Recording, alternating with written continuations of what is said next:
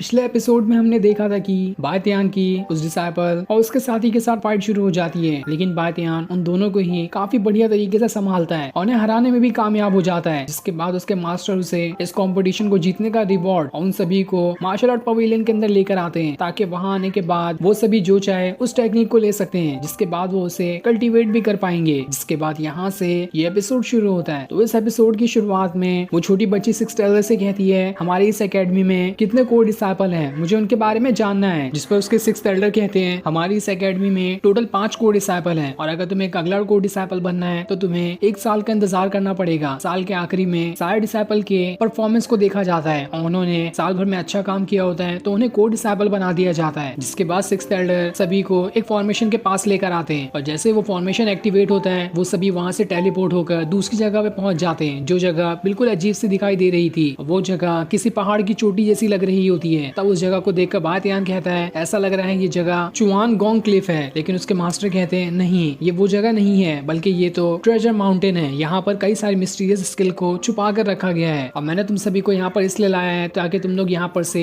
जितनी भी वो सीक्रेट स्किल है उन्हें ले सको। सिक्स्थ एल्डर उन्हें पहाड़ पे बने एक चीज को दिखाते हैं जिसके अंदर से अलग तरह की रोशनी निकल रही थी। वो उसे दिखाते हुए कहते हैं, इसके अंदर अलग अलग लेवल की मार्शल आर्ट स्किल छुपी हुई है, जैसे कि 5 एलिमेंट की पावर वाली स्किल भी इसी के अंदर मौजूद है। वो उन्हें उन एलिमेंट की पावर के बारे में भी बताते हैं कि जैसे रेड कलर वाला फायर एलिमेंट होगा और ऐसे अलग अलग कलर के होते हुए अलग अलग एलिमेंट की पावर होगी। और यहाँ पर जितने भी लोग मौजूद हैं इन्हें सिर्फ 2 ही टेक्निक को लेने का मौका मिलेगा, 2 से ज्यादा वो नहीं ले सकते। और जैसे सिक्स्थ एल्डर यहाँ का फॉर्मेशन एक्टिवेट करेंगे उसके अंदर से काफी सारी स्किल बाहर निकल कर आएगी जो कि अलग अलग एलिमेंट की स्किल वाली होगी। इसलिए उन सभी को कैसे भी करके उनमें से किसी 2 स्किल को लेना पड़ेगा और अगर दोनों बार में वो चूक जाते हैं तो उन्हें एक भी स्किल नहीं मिलेगी। साथ ही उन्हें वो ये भी बताते हैं कि इसमें जो अर्थ एलिमेंट की पावर है वो खुद को एक मॉन्स्टर में भी ट्रांसफॉर्म कर सकती है, इसलिए उसे तुम्हें सबसे ज्यादा खतरा हो सकता है। इसलिए तुम्हें उसके सामने आते ही काफी ज्यादा सावधान रहने की जरूरत है। तब वो छोटी बच्ची एल्डर से कहती है, हमें कैसे पता चलेगा कि कौन से एलिमेंट की पावर काफी ज्यादा है, यहाँ पर तो सब एक ही जैसे पावर के होंगे ना। लेकिन सिक्स्थ एल्डर कहते हैं, ऐसा नहीं है, जब वो टेक्निक बाहर निकल कर आएगी तो किसी के अंदर से काफी ज्यादा रोशनी बाहर निकल रही होगी। जिसमें से ज्यादा रोशनी बाहर निकलेगी वो टेक्निक हाई लेवल वाली होगी और जिसमें से कम रोशनी निकल रही होगी वो वाली टेक्निक लो लेवल वाली होगी। लेकिन ये सारी चीजें तुम्हारे लक के ऊपर डिपेंड करेगी। अगर तुमने इस चीज का इंतजार किया कि तुम हाई लेवल वाली टेक्निक लोगे तो हो सकता है कि तुम्हें लो लेवल वाली ना मिले और दोनों की दोनों वहां से चली जाए। इसलिए तुम्हें जो हाथ में लगे उससे पहले ले लेना है। जिसके बाद एल्डर वहां पर मौजूद फॉर्मेशन को एक्टिवेट कर देते हैं और जैसे वो फॉर्मेशन एक्टिवेट होता है उसके अंदर से काफी सारी मिस्टीरियस स्किल बाहर निकलना शुरू हो जाती है। जिसके बाद सिक्स्थ एल्डर सभी से कहते हैं, तुम्हारा टाइम अब शुरू होता है, इसलिए जल्दी से जो टेक्निक समझ में आती है उसे ले लो। तब ये देखकर बायतियान सोचने लगता है कि पिछले लाइफ में जो मेरे एंसेस्टर थे उनके पास काफी सारी मिस्टीरियस स्किल थी, लेकिन उस हिसाब से उनकी बॉडी भी वैसी थी। लेकिन अभी जो मेरी बॉडी है इतनी ज्यादा पावरफुल नहीं बनी जिसलिए मैं हाई लेवल वाली टेक्निक ले सकूं, इसलिए मुझे मीडियम या फिर लो लेवल वाली ही टेक्निक लेनी होगी। एक बार मैं अपनी बॉडी को पावरफुल बना लूं उसके बाद मैं जो चाहूं वो टेक्निक ले सकता हूं, लेकिन अभी मैं मीडियम या फिर लो लेवल वाली ही टेक्निक को लेने की कोशिश करूंगा। तब सबसे पहले वो लड़की आगे जाती है जिसने बायतियान को प्रपोज किया था, लेकिन जैसे ही वो एक टेक्निक को लेने वाली होती है वो टेक्निक उसके हाथ से निकल जाती है, जिस वजह से उस लड़की का पहला चांस तो खत्म हो जाता है और अब उसे सिर्फ एक और चांस मिलेगा दूसरी टेक्निक को लेने का। तब बायतियान उस छोटी बच्ची को एक टेक्निक के बारे में बताता है और उसकी मदद भी करता है कि कैसे वो उस टेक्निक को ले सकती है। तब बायतियान की मदद की वजह से आसानी के साथ वो छोटी बच्ची उस टेक्निक को ले लेती है जो कि एक लो ग्रेड वाली टेक्निक होती है और इस चीज को लेकर वो काफी ज्यादा खुश भी होती है। लेकिन वो लड़की को तो काफी ज्यादा गुस्सा आ रहा था कि बायतियान ने उसकी मदद की और वो छोटी बच्ची ने उस टेक्निक को ले लिया, इसलिए अब मैं कैसे भी करके दूसरी टेक्निक को लेने की कोशिश करूंगी। तो वहीं बायतियान अब दूसरी टेक्निक को ढूंढ रहा होता है ताकि उसे वो अपने लिए ले सके। तब उसे वहां पर एक टेक्निक मिल जाती है, इसलिए बायतियान अपनी पावर्स को एक्टिवेट करते हुए उस टेक्निक को भी ले लेता है, जिस वजह से बायतियान के पास अब एक टेक्निक आ चुकी थी और इसके बाद वो एक और टेक्निक को ले सकता है। और अभी जो बायतियान के पास टेक्निक आई होती है वो एक मिड लेवल वाली टेक्निक थी, जिसे पाकर बायतियान भी खुश होता है कि चलो अच्छा हुआ, एक मिड लेवल वाली टेक्निक तो मुझे मिल गई। वहीं वो लड़की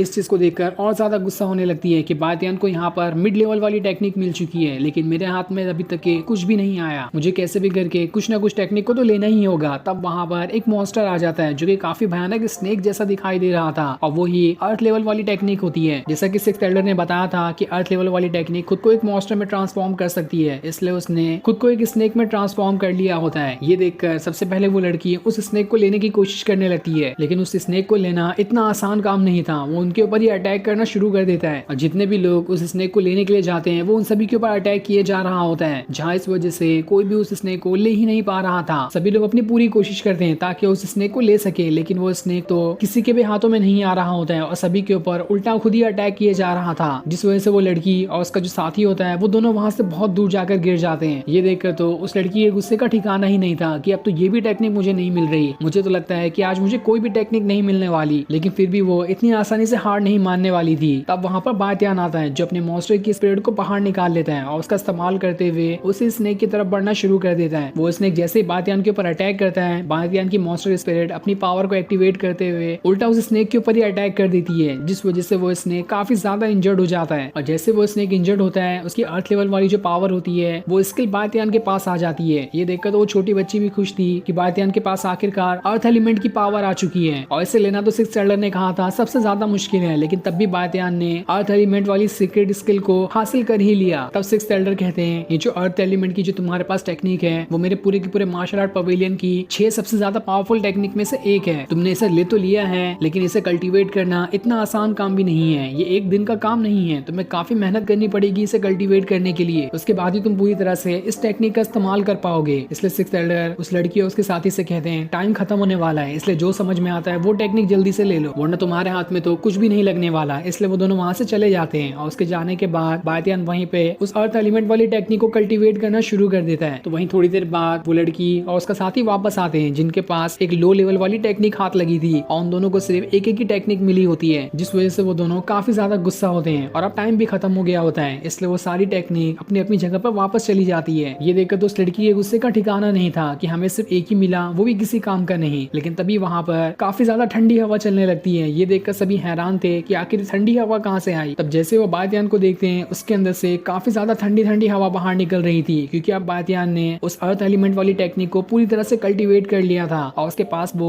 मॉन्स्टर स्नेक भी आ गया होता है। और जैसे वो उसका इस्तेमाल करते हुए एक पहाड़ के ऊपर अटैक करता है, वो पूरा पहाड़ी बर्फ में जम जाता है। ये देखकर तो बातियान भी खुश था। वो सिक्स्थ एल्डर से कहता है आपने तो कहा था इस टेक्निक को सीखना काफी मुश्किल है, लेकिन ये तो बहुत आसान निकला, मैंने तो इसे बड़ी ही आसानी के साथ कल्टीवेट कर लिया। अब कुछ समय बाद बातियान एक जगह पर बैठा होता है, तब उसके पास तियान आती है जो उससे कहती है तुम यहाँ पर अकेले बैठे हो, क्या मैं तुम्हारे लिए कुछ खाने के लिए मंगा दूं? जिस पर बातियान भी कहता है चलो ठीक है तुम मंगा दो। और उसके इतना कहते ही ये एपिसोड यहीं पर एंड हो जाता है। Thanks for watching.